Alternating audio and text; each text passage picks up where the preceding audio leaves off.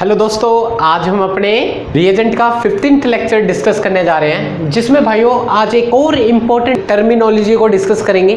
जिसमें भाइयों हम अभी तक अपने नेम रिएक्शन को फिनिश कर चुके थे और रिएजेंट की सीरीज में 14 लेक्चर फिनिश हो चुके हैं। साथ में आज का लेक्चर जो होगा वो हमारे नेम रिएक्शन बेस्ड, जो रिएजेंट बेस्ड नेम रिएक्शन होंगे उनकी डिस्कशन करेंगे। तो भाइयों हम वैसे पढ़ क्या रहे थे, पिछले 2 या 3 लेक्चर में हमने देखा था डिसॉल्विंग मेटल रिडक्शन के बारे में हमने बात करी थी। और डिसॉल्विंग मेटल रिडक्शन में ऑब्वियस सी बात है electron donor based reducing agent की बात कर रहे थे। और इलेक्ट्रॉन डोनर बेस्ड के रिड्यूसिंग एजेंट में सबसे सुपर हीरो कौन होते हैं हमारे?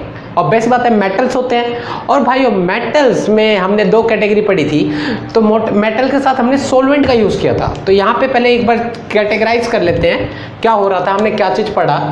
तो देखिए हम मेटल के साथ जो सोलवेंट यूज़ कर रहे थे वो सोलवेंट था पोलर प्रोटिक सोलवेंट। और पोलर प्रोटिक का सोलवेंट जैसे सोडियम मेटल और polar protic solvent liquid ammonia हो गया, पोटेशियम और लिक्विड अमोनिया, लिथियम और लिक्विड अमोनिया। और that is a birch reduction. क्या कहलाते थे इसे हम? Birch reduction.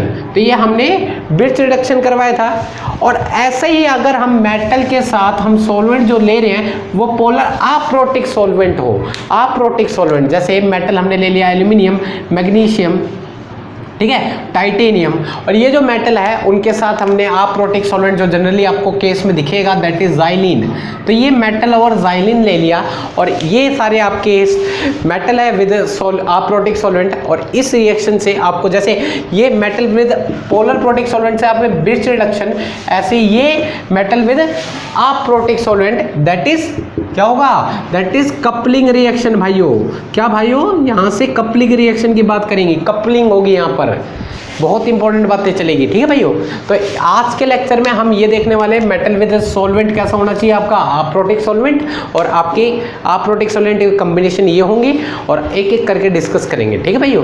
तो आज के लेक्चर में हम रिएजेंट बेस्ड नेम रिएक्शन को डिस्कस करने वाले हैं। अब इसको पढ़ रहे हैं और इसमें हम जो रिएक्टेंट यूज करने वाले हैं भाइयों, क्या चीज़? रिएक्टेंट। आपको ये तो पता चल गया मेटल और जाइलिन का यूज़ करेंगे, अप्रोटिक सॉल्वेंट का यूज़ करेंगे, पर किसके साथ यूज़ करेंगे?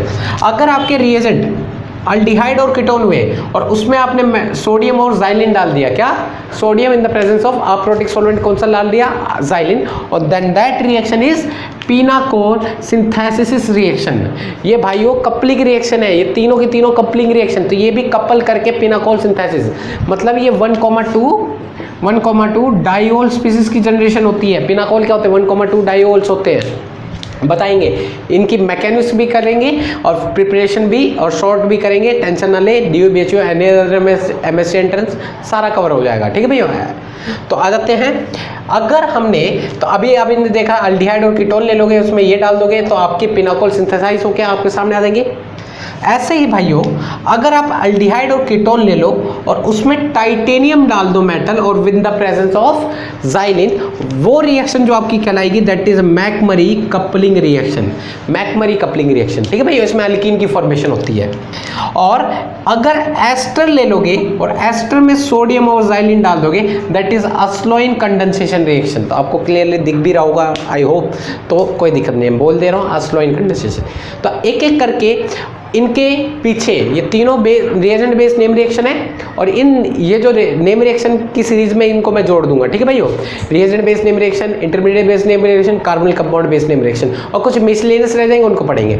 ये कुछ रिएजेंट बेस्ड नेम रिएक्शन अभी और भी डिस्कस करेंगे, उनको नेम रिएक्शन सीरीज में जोड़ता रहूंगा, ठीक है भाइयों। तो टेंशन ना ले, आपको ये नेम रिएक्शन फिनिश नहीं हुआ था इसलिए नेम रिएक्शन रिएजेंट बेस्ड रह गए थे, इसलिए इनको मैं कवर करवा दूंगा। तो आपको मेरे साथ जुड़े रहना है और एक एक करके इनके ऊपर स्पेसिफिक लेक्चर आएंगे। पहला आज का लेक्चर जो होगा वो पिनाकोल सिंथेसिस रिएक्शन के ऊपर होगा, देन मैकमरी कपलिंग रिएक्शन, और एट लास्ट जो होगा आपका अस्लोइन कंडेंसेशन रिएक्शन होगा। तो भाइयों तो आ जाते हैं, सबसे पहले किसको डिस्कस करने वाले हैं भाइयों?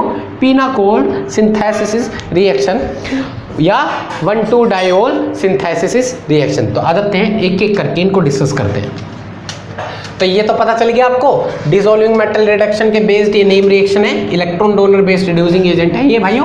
पर यहाँ पे जो सॉल्वेंट यूज कर रहे हैं वो अप्रोटिक सॉल्वेंट है, मतलब यहाँ पे प्रोटॉन डोनर कम नहीं है आपके पास, मतलब आपको प्रोटॉन डोनेट करने वाला कोई स्पीसीज अभी आपके पास है नहीं। तो आज चालू कर रहे हैं हम क्या भाइयों? Pinacol synthesis reaction. Pinacol synthesis reaction. तो चलो भाइयों, कोई दिक्कत नहीं है, मैकेनिज्म के साथ सारी बातें डिस्कस करने वाले हैं, A to Z सारी बातें यहाँ पर डिस्कशन होगी। तो पिनाकोल के लिए मैंने बोला अल्डिहाइड या कीटोन लो। तो जैसे मैंने अभी कीटोन ले लिया है और इसके अंदर हमने डाल दिया क्या भाइयों, सोडियम ओवर ज़ाइलिन डाल दिया है, तो आपके क्या होंगे, पिनाकोल सिंथेसाइज होके आएंगे। वो जो पिनाकोल सिंथेसाइज होके आएंगे वो आपके ये होंगे भाइयों, क्या चीज़, ये आपके 1,2 डायोल स्पीसीज फॉर्म हो जाते हैं। और 1,2 डायोल स्पीसीज को ही हम क्या बोलते हैं, पिनाकोल। 1,2 डायोल स्पीसीज को ही हम क्या बोलते हैं, दैट इज अ पिनाकोल। आप बोलोगे यहाँ पर तो भाइयों 3 कार्बन की चेन थी, तो यहाँ पर कैसे डबल कैसे हो गए, तो यहाँ पर आपके इसके 2 मॉलिक्यूल लेने पड़ेंगे, तभी तो ये कपलिंग रिएक्शन होती है। यही तो कपलिंग रिएक्शन है। अब क्या रही, कपल करके ये आपके 1,2 डायोल कैसे मिले, उसकी प्रॉपर मैकेनिज्म देख लो, ठीक है भैया। और समझ में आए तो लाइक सब्सक्राइब शेयर जरूर कर देना है, ठीक है भैया। और कमेंट करके बताना है लेक्चर कैसा लगा। तो आ जाते हैं, मैकेनिज्म बड़ी सिंपल है, टाइम वेस्ट ना करके हम अपने मैकेनिज्म पे फोकस ज़्यादा करेंगे और फिर बाद में इसकी शॉर्टकट क्या रहेगी उस पर देखेंगे। तो पहले आ जाओ, सिंपल बात है, जैसे मैकेनिज्म अभी तक करवा के आए हैं ब्रिज रिडक्शन में वैसे ही चलेगा, ठीक है। तो इसमें आप सोडियम का यूज़ करोगे पहले, यस या नो। और सोडियम क्या होते हैं, इलेक्ट्रॉन डोनर, और यहाँ पे इलेक्ट्रॉन डोनेट करने के लिए इसे होमोलिटिकली क्लीवेज करना पड़ेगा, ठीक है। तो फ्री रेडिकल की फॉर्मेशन होगी, कर दो, फिर बाद में इलेक्ट्रॉन का ट्रांसफर कर देना। तो O पे यहाँ फ्री रेडिकल, यहाँ फ्री रेडिकल, और यहाँ CH3, और यहाँ पर सोडियम आ जाए और ये अपने इलेक्ट्रॉन दे देगा। अब बात आती है इलेक्ट्रॉन कहाँ जाएंगे, ऑब्वियस सी बात है ये इलेक्ट्रॉन जाएंगे ऑक्सीजन के ऊपर, ठीक है। तो ये ऑक्सीजन के ऊपर जाएंगे तो आपके पास जो कंडीशन बनेगी CH3 O, इस पे माइनस और इस पे फ्री रेडिकल। तो आप एक बार सुन लो, और ये हमने यहाँ पर जो यूज़ किया है दैट इज ज़ाइलिन, और ये क्या होता है, अप्रोटिक सॉल्वेंट। अप्रोटिक सॉल्वेंट, तो यहाँ पे प्रोटॉन डोनर तो कोई होगा नहीं। अगर यहाँ पे प्रोटॉन डोनर होते, पोलर प्रोटिक सॉल्वेंट का यूज़ करते थे लिक्विड अमोनिया जैसे, तो ये प्रोटॉन को डोनेट कर यहाँ पे हाइड्रोक्सिल ग्रुप का जनरेशन कर देता, फिर देन हम इलेक्ट्रॉन का ट्रांसफर कर देते थे, फिर देन इलेक्ट्रॉन का ट्रांसफर करेंगे तो नेगेटिव चार्ज, फिर देन प्रोटॉन डोनेट होके ये हमारे कीटोन की फॉर्मेशन हो जाती है ना, OH ग्रुप, हाँ OH ग्रुप की फॉर्मेशन हो जाती है। तो यहाँ पे एक चीज़ नोटिस करो, दैट इज ब्रिज रिडक्शन की कहानी चल जाती है। तो भाइयों यहाँ तो ब्रिज रिडक्शन की कहानी नहीं चलेगी क्योंकि आप प्रोटॉन डोनर है नहीं, तो प्रोटॉन डोनर नहीं है तो आपकी स्पीसीज यहीं पर रुक जाएंगे, यहीं पे रुकेंगे, और ये रुके रहेंगे तो धीरे धीरे करके सभी मेटल और ये अप्रोटिक सॉल्वेंट इस कीटोन को धीरे धीरे इस फॉर्म में ले आएंगे। ये अनाइन फ्री रेडिकल केस है ना, अनाइन रेडिकल पेयर, ये है ना अनाइन रेडिकल पेयर है ना, और ये अनाइन रेडिकल पेयर धीरे धीरे करके सारी इसकी कंसेंट्रेशन बढ़ती जाएगी क्योंकि सारे कीटोन अनाइन पेयर रेडिकल की फॉर्मेशन बढ़ेंगे, क्योंकि यहाँ पे तो प्रोटिक सॉल्वेंट है नहीं कि हाइड्रोजन देके इसको आगे बढ़ाए, तो धीरे धीरे करके इसकी कंसेंट्रेशन बढ़ती जा रही है। तो भाइयों तो इसकी कंसेंट्रेशन बढ़ती जा रही है, तो यहाँ पर एक रिएक्शन होती है भाइयों, देखना भाइयों, यहाँ पर ये फ्री रेडिकल और ये CH3 मतलब इसी चीज़ को उठा लिया, तो इसकी कंसेंट्रेशन बहुत ज़्यादा होगी, तो एक और मॉलिक्यूल मिलेंगे इसके, तो भाइयों डिट्टो इसकी मॉलिक्यूल होंगे, तो ये उठा लिए, और यहाँ पर क्या होता है, यहाँ पे कपलिंग होने लग जाती है भाइयों, क्योंकि यहाँ पर पोलर प्रोटिक सॉल्वेंट तो होते नहीं है, तो यहाँ पर कपलिंग हो जाती है। कपलिंग कैसे होती है, इलेक्ट्रॉन कहता है भाई तू भी दे अपने इलेक्ट्रॉन मैं भी दूँ, और बॉन्ड की फॉर्मेशन कर लेते हैं। एट लास्ट जब बॉन्ड की फॉर्मेशन हो जाएगी तो आपके यहाँ पर बॉन्ड की फॉर्मेशन हो जाएगी, तो आपके ये और यहाँ बॉन्ड बन जाता है, यहाँ CH3 और यहाँ CH3 है, ये एक CH3 यहाँ पर है, और O पे माइनस और O पे माइनस, तो ये बन जाता है। और एट लास्ट जब आप अपनी एसिडिक कंडीशन डालोगे, क्या भाइयों एसिडिक कंडीशन, तो एसिडिक कंडीशन इस पे भी जाएगी और इस पे भी जाएगी, और एट लास्ट आपके क्या हाइड्रोक्सिल ग्रुप की फॉर्मेशन हो जाएगी। सिंपल मैकेनिज्म है, कोई दिक्कत नहीं आनी चाहिए भाइयों। तो CH3 इस पे, CH3 इस पे OH और इस पे OH, और ये 1,2 डायोल स्पीसीज, और इसी को ही तो बोलते हैं पिनाकोल की सिंथेसाइजेशन होगी।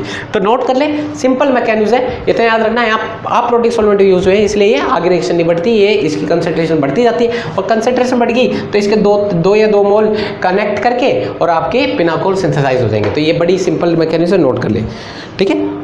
तो ये तो कपलिंग हुई है, इसलिए इसके 2 मॉलिक्यूल का यूज़ किया था हमने, है ना भाइयों, तभी तो हमने यहाँ पे 2 मॉलिक्यूल का यूज़ किया, तो सिंपली हमने रिएक्शन करवा दी थी।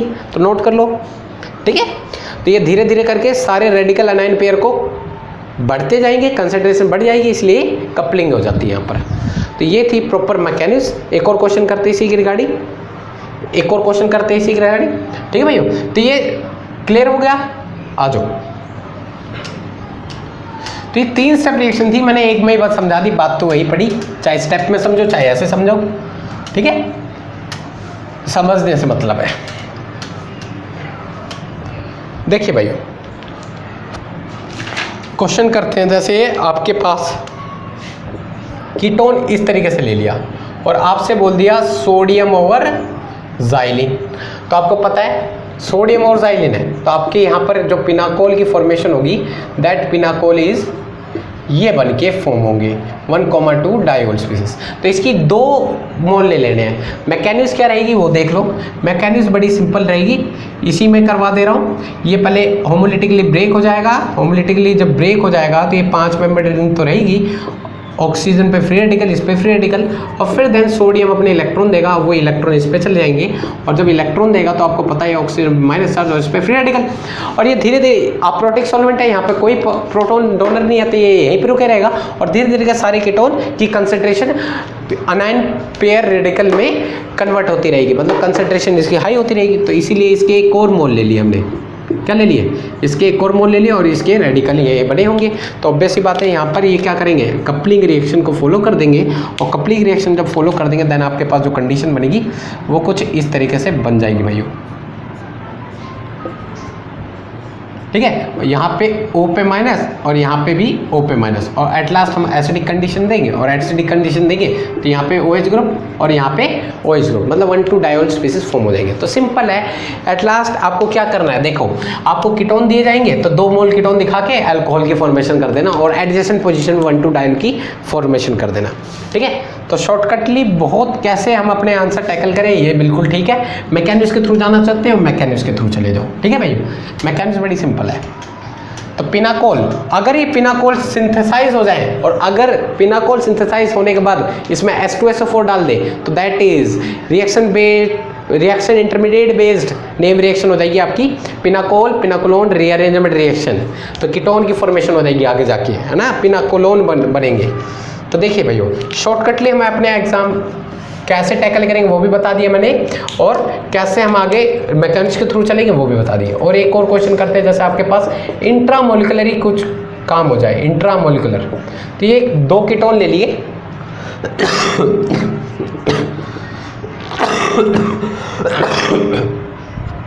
ठीक है, मैग्नीशियम और ज़ाइलिन डाल दिया, तो आपको क्या पता है, मैग्नीशियम और ज़ाइलिन डाल दिया तो आपको पता है क्या करना है, सिंपली तो दोनों के साथ होगा कंडीशन, दोनों के साथ कंडीशन होगी ना, तो यहाँ पे भी अनायन पेयर रेडिकल जनरेट होंगे, ये लो यहाँ पे भी पेयर रेडिकल जनरेट होंगे, ठीक है। और फिर देन जब हम क्या करवाएंगे, इसमें सोडियम मैग्नीशियम एलिमेंट लेंगे, वो 2 इलेक्ट्रॉन देगा, 1 इलेक्ट्रॉन इसको 1 इलेक्ट्रॉन इसको, तो आपको पता है ये कुछ इस तरीके से फॉर्मेशन हो जाएगी। यहाँ पर O पे माइनस, इस पे फ्री रेडिकल, यहाँ पे O पे माइनस और यहाँ फ्री रेडिकल।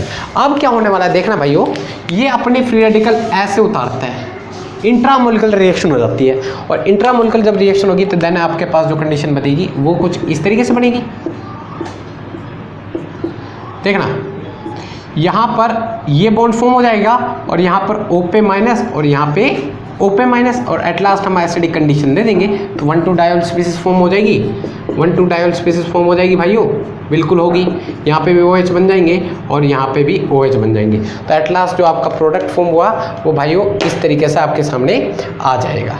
तो सिंपली आप अपने एग्जाम में इस क्वेश्चन को टैकल कर सकते हो, ठीक है। तो ऐसे हम सारे क्वेश्चन को डील कर लेंगे। तो ये थी भाइयों पिनाकोल सिंथेसिस रिएक्शन। तो पिनाकोल तो बना लिए, और एट लास्ट आपको यहाँ पे H2SO4 डाल के दे दिया, तो ये जो रिएक्शन होगी आपको reaction intermediate base name reaction है, ये हो जाएगी